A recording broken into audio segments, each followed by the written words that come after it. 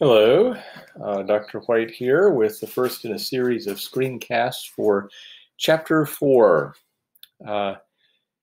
So, make my face a little smaller here. And this chapter is on a couple of different important families of random variables, particularly the normal distributions of random variables and binomial distributions of random variables. We're going to work on the normal distributions in this series of screencasts. So this is section 4.1 of your textbook. So at the beginning of a chapter, when we're logged into our studio, we kind of get ourselves set up. If we've got any files where we need to maybe save and close them out, then we do that. If we got old stuff in the global environment here, where I'm waving my mouse, then we just clear out the global environment. And then maybe looking over in our files, we make sure to pick up, go to the common folder, Dr. White stuff, Mat 111 slides, and let's find the OS 4.1 normal distribution slides. Let me move my face out of the way. Let's just get rid of my face. Click on the blue, view in web browser. Up they pop. And I'm tired of my face. I'm going to get rid of it. So the normal distribution.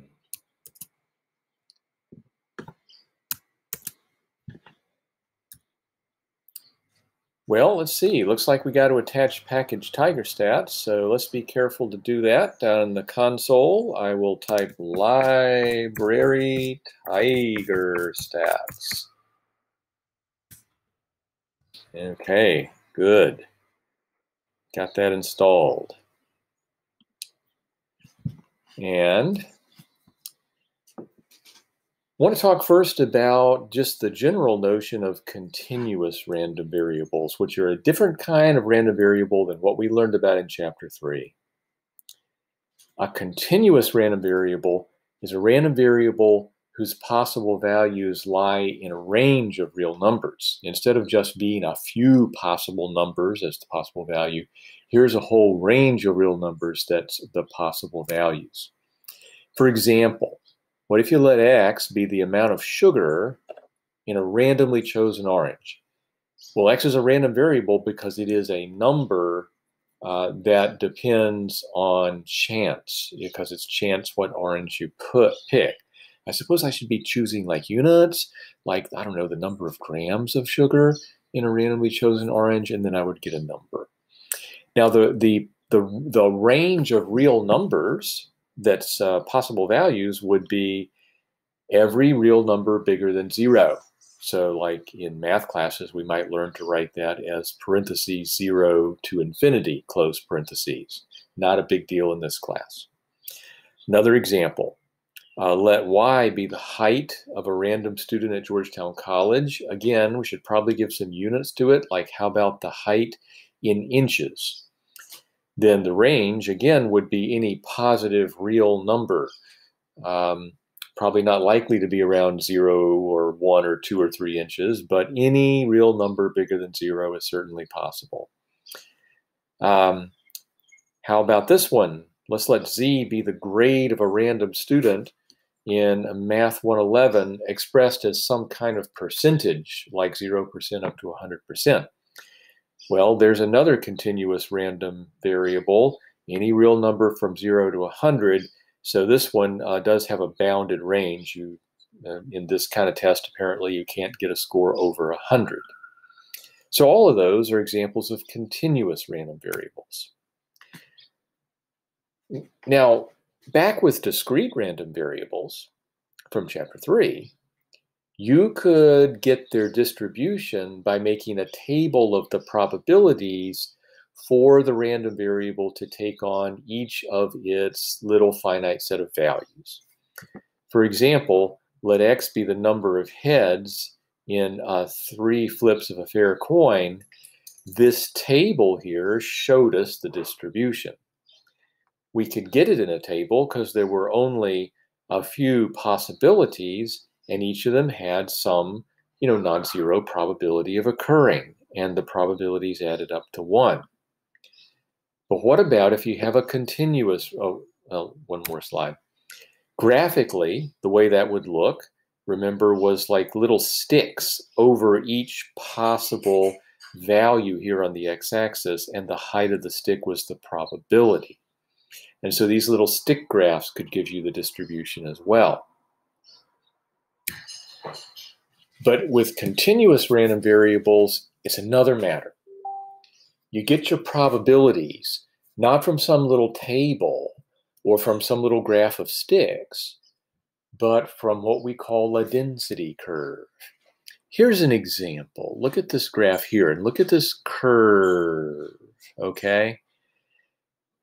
That's called a density curve. It's not the same as a density plot for actual data like we learned about before. This is a density curve for a random variable. But it works a lot like a density plot. The total area underneath this density curve, using this weird density scale that you see here on the y-axis, along with the possible values here along the x-axis, which I guess here is any number bigger than 0, just going on and on and on. That total area is 1, standing for a 100% chance that the random variable will turn out to be some number bigger than 0. And areas under the density curve are going to give you probabilities. And so like where the density curve is high, like around here on the x-axis, say about 3 to 4, that shows that it's more likely that the random variable is going to turn out to be 3 to 4 than any other similar width range, more likely to be 3 to 4 here than say to be 14 or 15 here, because there's more area under the density curve from 3 to 4 than there is from like 14 to 15 over here. And so the height of the density curve is telling you where the random variable is more likely to end up when you try it. Here's another example of another continuous random variable. This one has a density curve that is symmetric and bell-shaped. It seems to be centered around the number 10. And it's highest around 10 as well. So like if I go from about 8 to 12, that's a lot of the area of the curve here I'm kind of circling with my mouse. In fact, it's about 68% of the area. And so values from 8 to 12 are going to be more likely for this random variable, whereas values like from 4 to 6, not very likely at all. Areas under a density curve really do give you probabilities for the random variable. So if I look back at this random variable that I drew first, we'll learn later it actually has a name. It's called a chi-square random variable. There's lots of different chi-square random variables determined by what's called the degree of freedom here. And the degree of freedom for this particular one is 5. And they all look like they're just skewed to the right like this. And here I've shaded in the area underneath the density curve from just the number 5 on up. And that shaded area here has been calculated, and it's 0.4159. That means that for this random variable, if you gave it a try, then there's a 41.59% chance that you would get a number at least 5.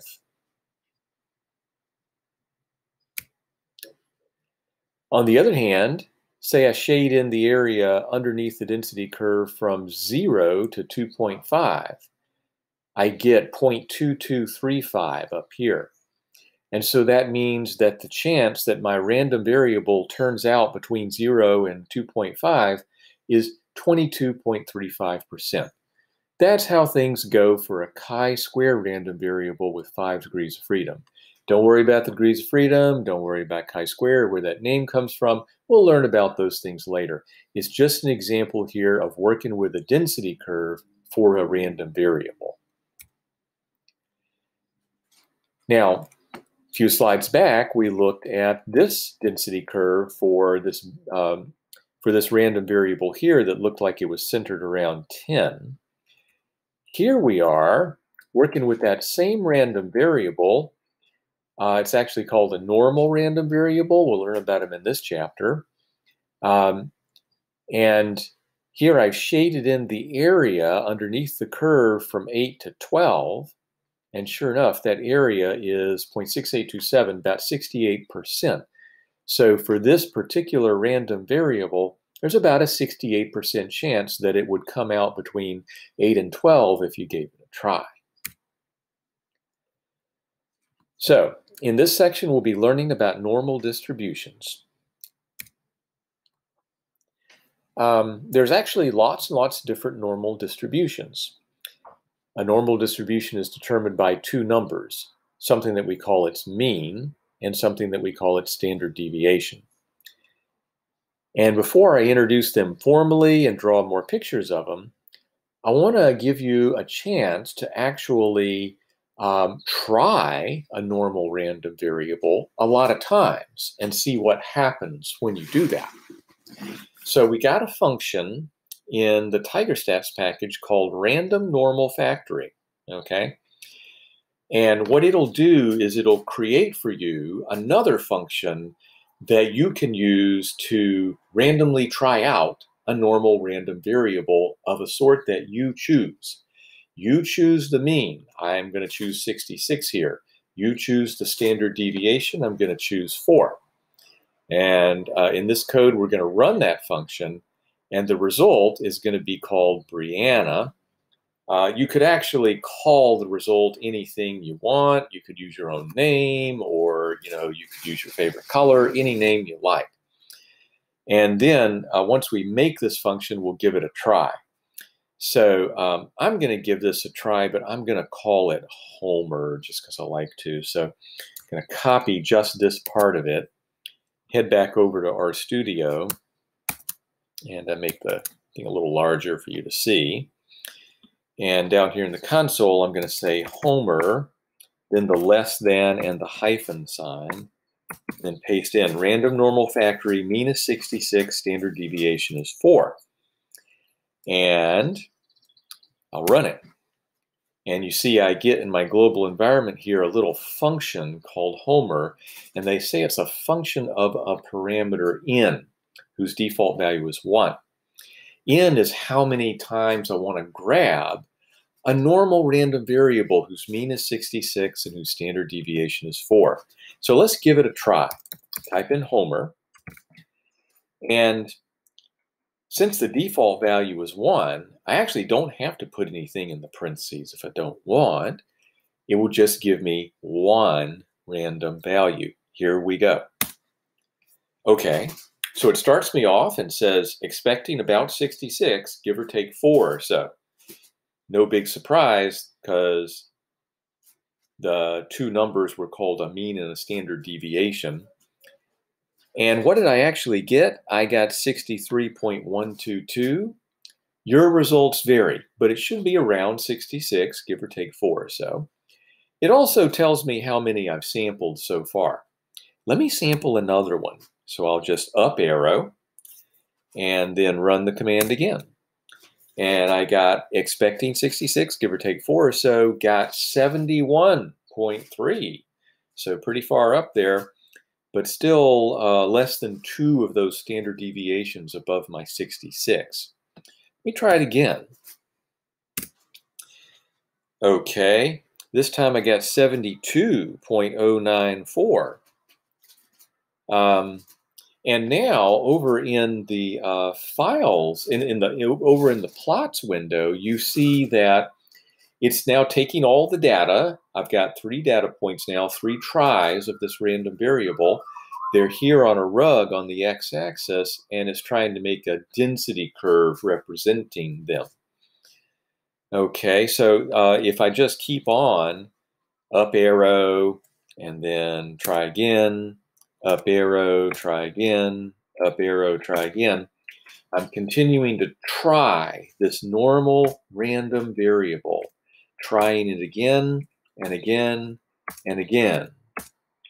And what you see is that you do tend to get around 66, give or take 4 or so.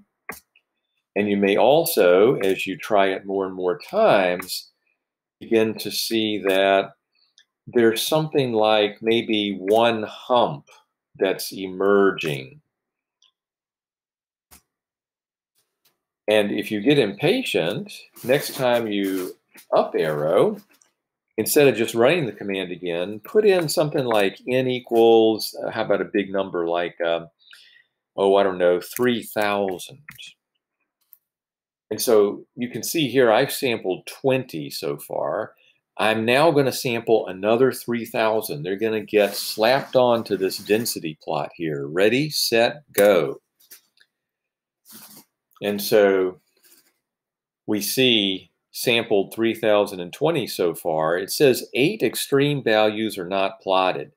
When we look at the x-axis here, it's got 66 in the middle, and it actually goes 3 of those standard deviations back and 3 of those standard deviations forward.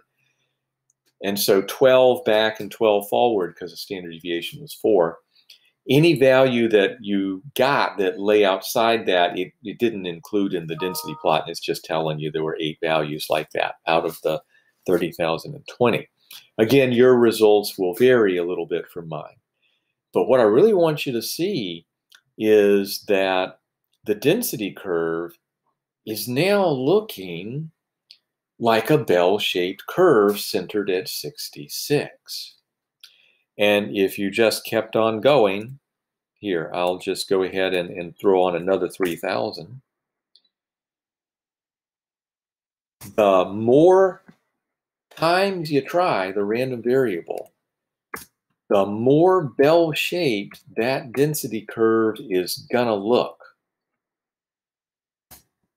If you could go on forever, all the little wiggles and waggles that you see in the density curve would kind of vanish away, and you would see a perfect bell shape.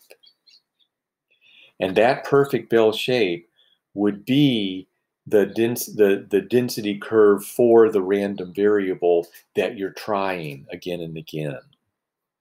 Oops. Okay. So that's a normal distribution. Normal distributions are also called normal curves. They're always bell-shaped. They're always symmetric around their mean.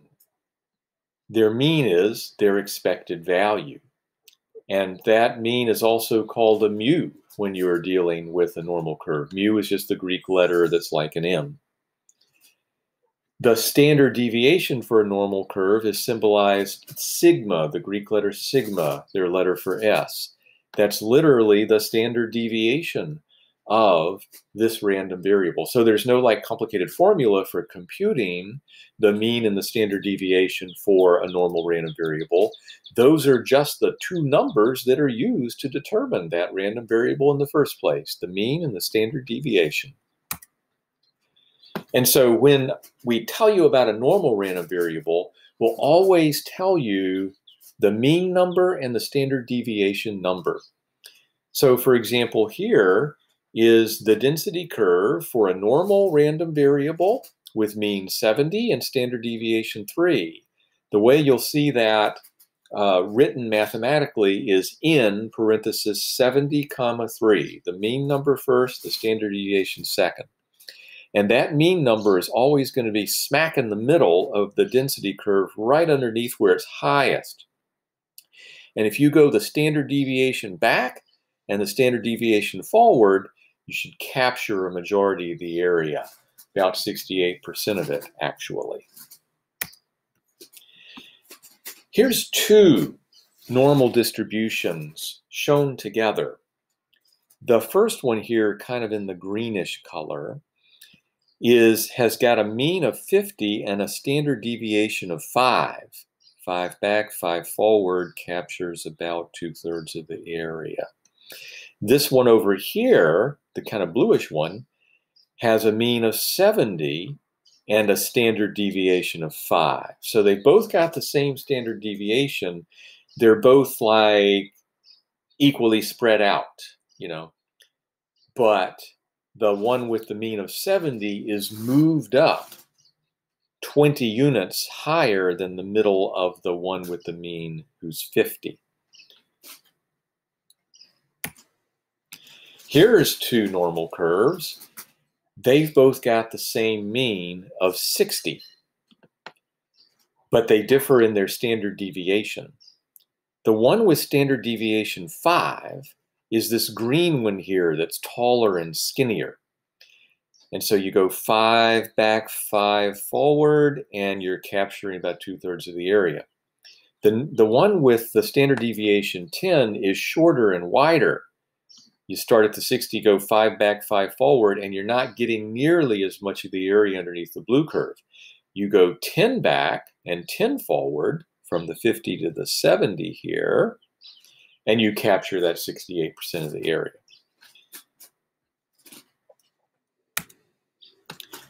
So that 68-95 rule for probability that we learned about earlier, it all really comes from facts about normal distributions. So when a random variable is exactly a normal random variable, these rules that I'm showing you here are going to be exact. When the random variable has a density curve that's approximately this bell shape, then these rules hold approximately. And what are the rules? Well, when your random variable x is roughly normal, the probability that x falls within one standard deviation of the mean, the way you write that mathematically is probability that x is between mu minus sigma here and mu plus sigma here. Oops. That probability that x comes between those two numbers is going to be about 0.68. The probability that x falls within two standard deviations of the mean, and the way you would write it mathematically is here, that probability is going to be about 0.95. And I'll throw on a third rule that's not used as much, but still out there. The probability that x falls within three standard deviations of the mean is about 0.997, 99.7%. So all three of those together are the complete 68-95 rule for probability.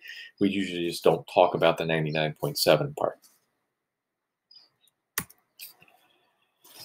So you can actually get an idea of chances for a random variable that's normal if you know its mean, you know its standard deviation, and if you can think about this 68-95 rule. The 68-95 rule is often called the empirical rule, and so there is a function in the TigerStats package called imp_rule_gc. You can think of that as the empirical rule graphical calculator if you like. And here I am about to call it for a normal distribution that has a mean of 70 and a standard deviation of 3. That's the first two inputs here. And the final input is just what label we're going to put on the x-axis when we get this graph. So let's copy this. Let's head back to the RStudio server and let's paste in that command and give it a try. And here we go. This little graph says empirical rule for a normal curve whose mean is 70 and whose standard deviation is 3. And right now, it's centered at the mean, and it's going one standard deviation back. Mu minus sigma is a 67. And one standard deviation up. Mu plus sigma is the 70 plus the 3, and that's a 73. And it's saying that about 68% of the area should be there. The chance that a person's height is between those two numbers is 68% if you're picking from a population of people where the average is 70 and the standard deviation is 3. Now there's a little cog. Let's push the cog. You can ask for a different range. Like how about mean plus or minus 2 standard deviations? Ah, and so 2 standard deviations below is a 64, 2 standard deviations above is a 76. There's about a 95% chance that if you picked a person at random from this population, that their height would come out between 64 and 76 inches. If you go 3 standard deviations to the left and to the right of the mean, then there's a 99.7% chance that the person you pick will have a height that falls in that range from the 61 to the 79. Let's head back to maybe the plus or minus 2 standard deviations. And let's go from a between to an outside. 95% of the area was between. 5% of the area must be on the outside, and by the symmetry of the normal curve, half of that outside area is on each side. And so about 2.5% of the people in this population are underneath 64 inches tall, and about 2.5% are above 76 inches tall. So if you know the mean and the standard deviation of your population, and if you know it's normal, you can actually give some probabilities. You know, you could say, hey, the chance for a person to be more than 76 is about 2.5%, you know, and the empirical rule will help you find that out.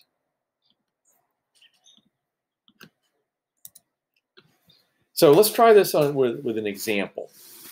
Let's say the heights of college males follow a normal distribution where the mean is 72 inches, 6 feet. And the standard deviation is 3.1 inches. And let's let X be the height of a randomly selected college male. Little question for you. About 95% of college males are between what 2 heights? What height would I put here on the left? And what height would I put here on the right so that there's about a 95% chance for a randomly selected college male to be between those 2 heights? Well, I could solve this by setting up imp rule GC for a population like we have specified, where the mean is 72 and the standard deviation is 3.1. Let's copy this, head back to our studio, run. Okay, and let's click to see where we find a 95%. Oh, that's 2 standard deviations to the left and to the right. Ah, so there would be a 95% chance for a randomly selected person to be between 65.8 and 78.2. That was just the 72 minus twice 3.1 and the 72 plus twice the 3.1. So my answers are 65.8 and 78.2. 65.8 goes here, 70, already forgot it. 78.2 goes here.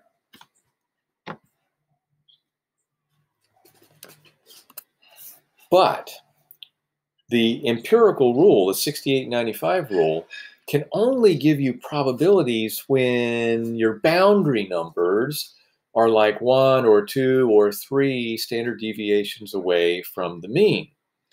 What would you do with this population where the mean is 72 and the standard deviation is 3.1, and somebody wanted to know what's the chance that a randomly picked person is bigger than 70.9 inches?